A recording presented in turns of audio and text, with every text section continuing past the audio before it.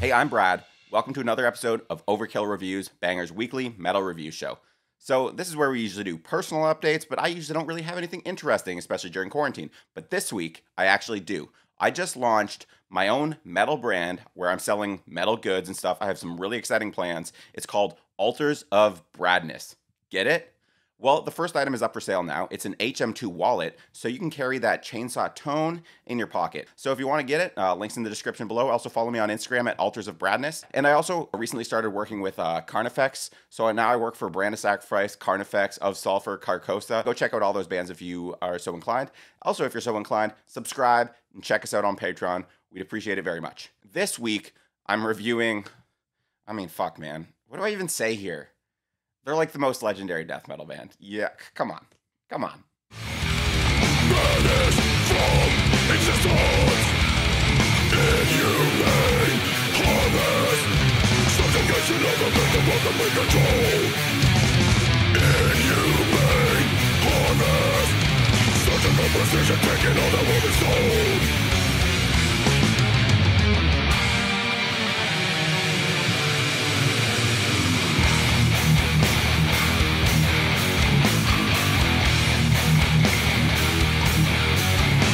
Holy hell, that is heavy. It's a new album from Cannibal Corpse called Violence Unimagined, out today on Metal Blade Records. Cannibal Corpse formed back in 1988 in Buffalo, New York, from like the demise of a couple more thrashy bands. And they signed to Metal Blade Records within like the first 8 months of their formation or something crazy like that. And they really started to flesh out their sound through their thrashier debut, Eaten Back to Life. 3 albums of their more fleshed out death metal sound would follow before vocalist Chris Barnes exited after The Bleeding. Of course, somewhere in there they moved to Florida to be amongst this budding huge death metal scene there, and you know they also appeared in a little movie called Ace Ventura, Pet Detective. Alrighty then. Combine that with like their brutal lyrics and artwork, which set, Tipper Gore into a frenzy and who would try to censor them and this and that. They're arguably the definitive death metal band. But I gotta go back. I said Chris Barnes left. They didn't let a lost vocalist deter them.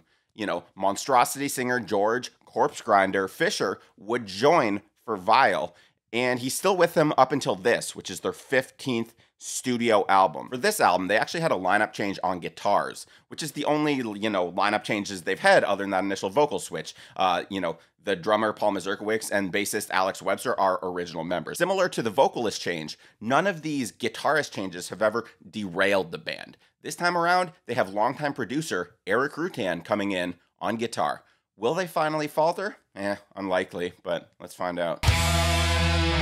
I'm going to start talking about the song that we played earlier before you forget about it. So that breakdown bit is just so damn heavy. But I also have to give it up for the start of the song, which I didn't include in the clip because I wanted to include the breakdown.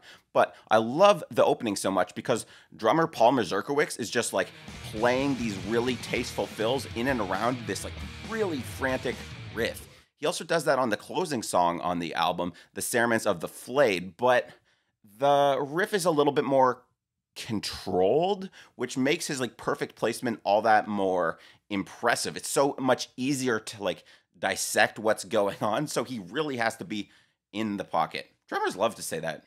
Pockets are cool. So I gotta rewind on the album a little bit, back to opener, Murderous Rampage, and follow-up, Necrogenic Resurrection, both of which have like a thrashier feel. I remember back when I interviewed Paul for like the 30th anniversary of Eaten Back to Life, he was talking to me about how revisiting that album kind of, re-implanted its DNA in them, and they were a little inspired by it. So I think it's very special to have an album like Eaten Back to Life and being what it was for that time. That was Cannibal at that time, right? We didn't know anything else. It's a very thrash-oriented album, of course, that's what we were into. So yeah, very, very interesting, and it's very cool of how we went about things and how things worked out for us, I believe.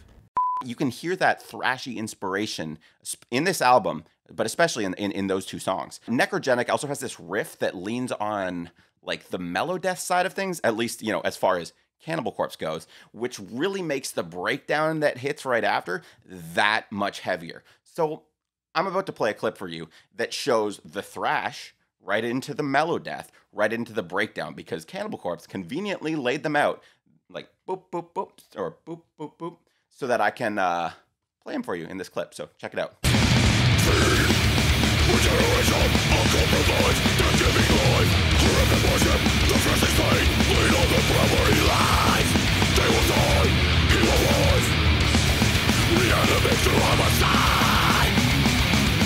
Magnetar resurrection, assembly, death giving life.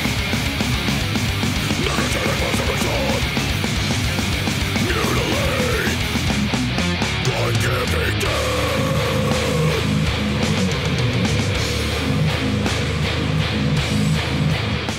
I've spoken about breakdowns a fair bit already, which I believe have an unfair reputation in death metal, in part because of their association with deathcore. Now, I'm not going to turn this review into me defending deathcore, but I am going to defend breakdowns. When I first appeared on BangerTV for the deathcore Lockhorns, I listed Suffocation as the legend of deathcore, like a proto-deathcore band, in part because they really influenced the breakdown and like the slammier parts as a possible inclusion in this sound. Now, this next song that I'm about to play sounds more like that band and other bands from the New York state from which Cannibal Corpse came, rather than the, Floridian state from which they went. Let's check it out.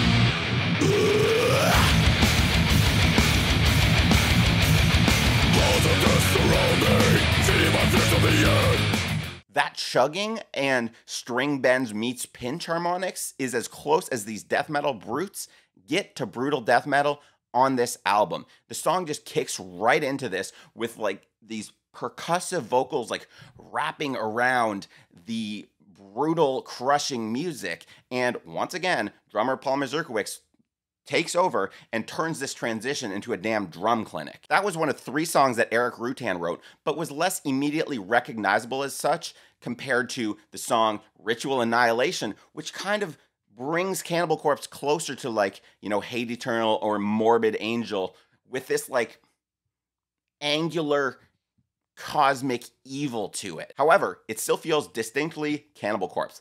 The blast beats are definitely Paul's, right down to their power and placement, and this like controlled yet frantic chugging is definitely a part of their trademark sound. The solo rules also.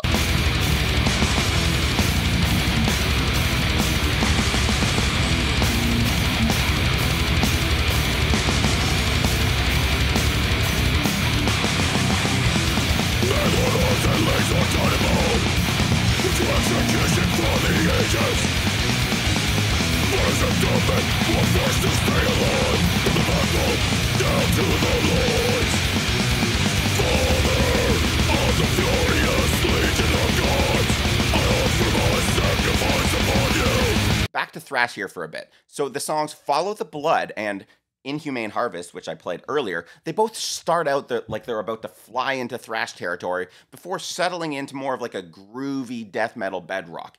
Kind of like I just did when I said I was going to talk about thrash, but yeah, not really. I'm going to talk about the groovier death metal side of things. Well, I mean, Follow the Blood does have a fast part partway through the song. Actually, like, they do that a lot. They seesaw back and forth. The use of dynamics on this album is really, really good. Ironically, given my praise of the record's dynamics, my one main reservation of it is the absence of some of the band's less varied songs. Well, I won't say full absence, but the songs that are more on the peripherals of their sound are just lacking that special spice. So for example, Slowly Sawn is probably the closest thing that we get to like a truly slow song. Kind of funny given the song title. But it's like, it just lacks that oomph that, their now trademark slow songs like Scourge of Iron or Evisceration Plague have. It's still a really good song, but it doesn't blow you back. You know what I mean? It's like when it hits your nuts, you just kind of groove with it throughout. And I like the song, but man, Scourge of Iron. It still fits in well, and it's still a good song, though. On the other side, complete other side, from the slowest of slow to the fastest of fast, there's kind of a lack of a song like High Velocity Impact Spatter, Encased in Concrete, Scalding Hail, or The Time to Kill Is Now, where the music and, Corpse Grinder's vocals seem to be like racing against each other to be more frantic. Which one is it going to be? Corpse Grinder's vocals kind of remind me of that, that Jim Carrey clip where I think he's talking about napalm death, where he's like, it's kind of like that. The closest we get here is the song Over Torture, which is hella fast, but it doesn't have that unhinged death metal ferocity of those songs. It's more of like a hinged death metal ferocity. Can you say something is hinged? But again, it's a little bit more based in, I keep saying it, but thrash, So this song can be seen as maybe more of a sophisticated take on the faster Cannibal Corpse sound. It feels like a little bit more in control, maybe. But I kind of like when, at least once on a Cannibal Corpse album, it feels like the wheels are about to fall off. Again, Over Torture, really rad song. The third Eric Rutan special we got here. I just wish it was maybe pushed a little bit farther in that direction. Ultimately, though, these are things that I didn't really realize until I was specifically thinking about anything that was lacking. If you're just listening to this album for the sake of listening to this album, you might not notice it, despite the absence of two of their, more special outlier sounds. The album feels remarkably complete. If there was, a bell curve of the Cannibal Corpse sounds, they chopped off the highest and lowest percentiles and just really mastered the vast majority of that bell curve and presented it here. Much has been said over the years about how Kill rejuvenated Cannibal Corpse back in 2006, and that was, of course, the first album that Eric Rutan produced for these guys. Well, can you juvenate a band, not rejuvenate? Because rejuvenate suggests that it went away, and these guys don't really have any, they didn't go away, but on this album, it feels like an injection of life into this band of death. And for that reason, I'm giving this album 4 out of 5 skulls on Overkill Reviews.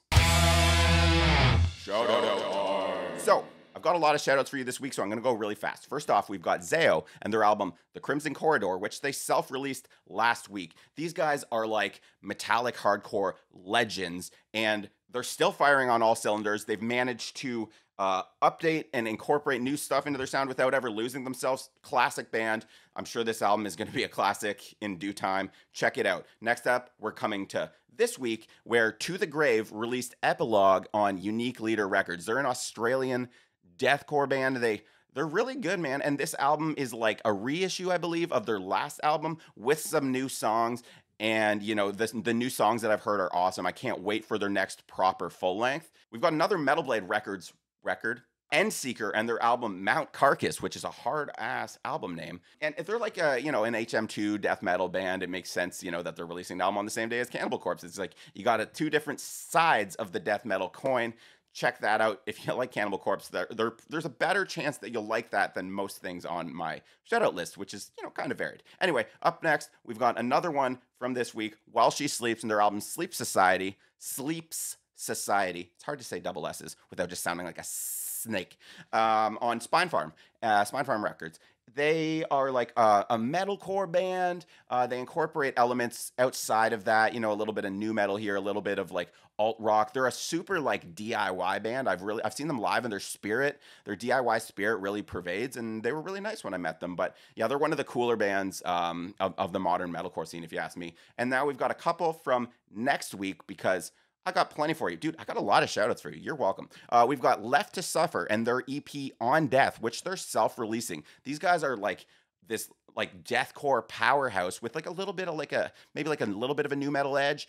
Their vocalist Taylor Barber is one of the nicest dudes, and he's like quite successful, I think, on TikTok and like generally all over the internet as being a really nice dude and a really great vocalist. And these guys have a really bright future ahead of them. So check it out. And we've also got Hideous Divinity and their EP LV-5 426, level 426, LV 426 on Century Media Records. You know, these guys are like a technical death metal band. Stefano, who also plays in Aborted, plays in this band. They sing about a lot of movies and horror, and this EP in particular is about aliens, you know, like xenomorphs. So it's definitely worth checking out if you're a fan of death metal or aliens, or preferably both. Who the fuck doesn't like aliens? Let's go. I'm going to sneak in one last album in my shoutouts here, which sneaks in right at the end of the month, April 30th, Crown Magnetar and their album, The Codex of Flesh, which they're self-releasing. They're like a crazy, brutal, technical deathcore band, the kind of band that could convince a deathcore hater that maybe not all deathcore is bad. This band is really cool, and I see a bright future ahead for them as well. Anyway, thank you so much for watching this review. Cannibal Corpse forever. I'll see you on Instagram at Bradseed, at Altars of Bradness. Let's talk about metal. Metal rules. Please subscribe if you can. Goodbye.